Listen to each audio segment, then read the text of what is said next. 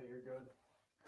Okay, we're going to get rolling in here this week. The market's been kind of flat last week, but we think there's some things that we really want to bring to your attention in here.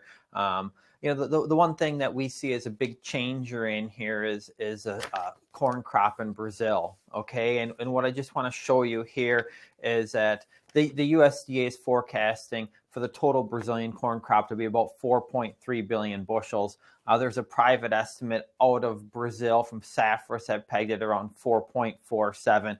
I mean, to me, that's not a big difference in here. I mean, I'm sure it's 100 million or so bushels, but while we're using that Safrinha numbers, they break it down also to how much we produce on the second corn crop, and that's around 3.3 billion bushels. And so what's important to realize is about 3/4 of the total Brazilian corn crop comes from the second corn crop, which is planted after soybeans, and this year it's planted relatively late. Now, where is this crop grown, the second corn crop grown in Brazil? And what we did here is we just put a picture out there of the map and where the second corn crop is grown. And as you can see, Mato Grosso is where 43%, and where the green is at, that is more towards the western part of Brazil, not the far eastern side of it. So when we want to compare what they do in Brazil compared to the US, I have it broken down here, the top 5 producing states in Brazil, okay, of Mato Grosso, Paraná, Mato Grosso do Sul, Goiás, and Minas Gerais, they produce about 94% of the Brazil's second corn crop. If we compare this to the US, the 5 major corn belt producing states in the US produce just over 60% of the US corn crop.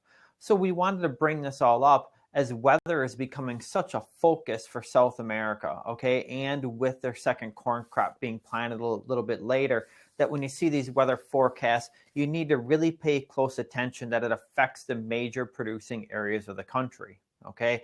We think that's one of the biggest challenges when we look at South America. The other thing we'd like to point out is when you look at the second corn crop in Brazil, okay, yields are not that high. On average, that second corn crop in Brazil is about 100 bushel corn, okay? This compares to their first season bean crop that averages about 50 bushels an acre. And so it does get hotter down there. It does get drier towards the tail end of the season. But, when we're looking at it here in the U.S. and comparing 50 bushel beans, we're looking at 160 to 180 bushel corn. We need to remember that Brazil's second corn crop, on average, is a 100 bushel corn crop. These are just some things we wanted to point out, as this Brazilian corn crop will be more the focus of the markets.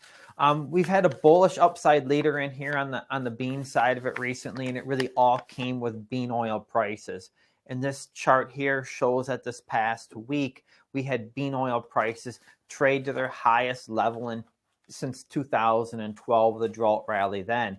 And at that point, we had bean oil peak out around 60 cents. We're a little bit shy, about 58 cents. We're a little bit shy of that right now, but this is a strong, strong move. The bottom chart is Malaysia palm oil, and that has really been the upside price leader. As you can see, that has even gone all the way back to the 2008 high, and it exceeded the 2011, 2012 highs. If you want to be bullish the bean market, you've got to really look at this bean oil and bet that this vegetable oil market could carry us higher. As I look towards the next slide, I've got weekly U.S. soybeans on the top side of it, and I've got meal on the lower side. Now, when you look at the soybean chart trading around the 14 to 14 and a quarter area right now, that is well below the 13 and 14 highs where bean oil is currently trading at. But as we get down to the meal market below, we've got meal at $400 a ton. That's where the market peaked out at in 2018 and just traded above 2016 levels. And this is the real dilemma when you look at this bean market right now. Bean oil prices are saying that we probably should be $2 higher than where the market is currently sitting at, but the meal market is saying we probably should be maybe $2 lower. It's really some mixed signals that way, but it's obvious that bean oil is the upside price leader and meal is the weak link. Now, as I get over to the corn market, I'm just showing you here May U.S. corn futures on the top chart. And as you can see with this chart, we went down and we successfully held the 40 and 50-day moving averages. You've got to make an argument that this uptrend is still intact, and that China last week was a huge buyer of corn, buying 4 million metric tons, or about 160 million bushels. That will show up on this week's weekly export sales report.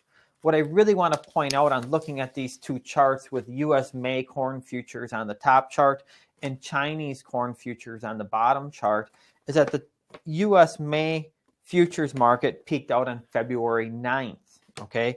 But the Chinese market's high was on January 13th.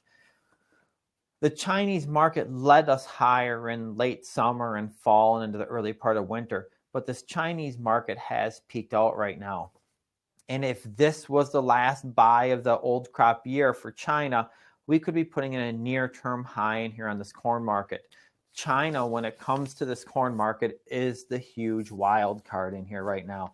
I don't have a strong bias either way on whether they're going to have more purchases or not.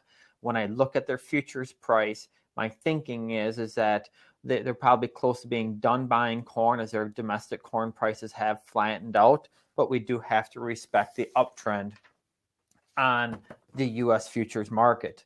I want to take a quick glance at the wheat market here as prices have broke lower and below key moving average support levels on both Chicago and KC wheat. And I think we got to pay most attention to the bottom chart on July KC wheat. And what that is telling us is that when we're going to pay attention to weather, the markets are following suit. We had good precip through the Western Plains, and therefore you had this KC wheat market roll lower and is obviously the weak link in the grain room. I'm just going to quick go to some final thoughts. If you have any questions, feel free to type them in here. I think right now, sitting here today, if you're going to pick a bullish market in here, you've got to go with bean oil. Okay, the vegetable oil market, both domestically and worldwide, is hot, and that the trend is obviously higher that way, and we are not seeing the slowdown in demand. If we're going to go over on the bearish side of the market, I think it's pretty obvious that this wheat market has peaked out. Not only have U.S. futures turned down, but the world markets have turned down as well. And the meal market is also the weaker link in here, as meal prices just traded, May meal just traded to a 4-month low. When you get to both corn and beans, we think it's a big toss-up. If you want to be bullish on beans because of bean oil, that's fine. If you want to be a little more defensive in here because you think we're going to have the new crop acreage, that's another way to look at it too. I just think that's a real toss-up that way. We have seen the switch on the wheat market to a weather market instead of a demand-led market. With this recent break in prices, that has occurred right now, and it's going to be weather as we move forward on wheat, as the old crop world buying is really done with.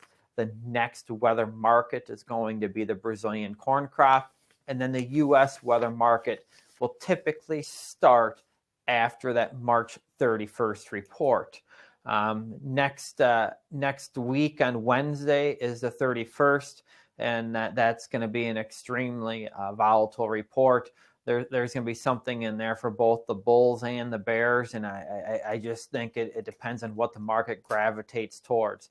The bulls are looking for the stocks number to show tightening stocks and bring the corn carryout well below 1.5 billion bushels and show the need to and looking for the need to ration bean demand.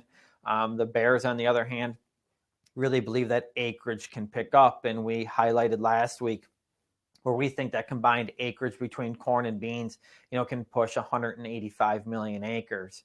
We are going to do a webinar on Tuesday at our normal time at 12:30, but we also plan on putting one out there on the 31st as well. If you have any questions or suggestions for upcoming webinars, feel free to drop us an email. Like I said, we look forward to putting these on each week. Thanks, and have a great day.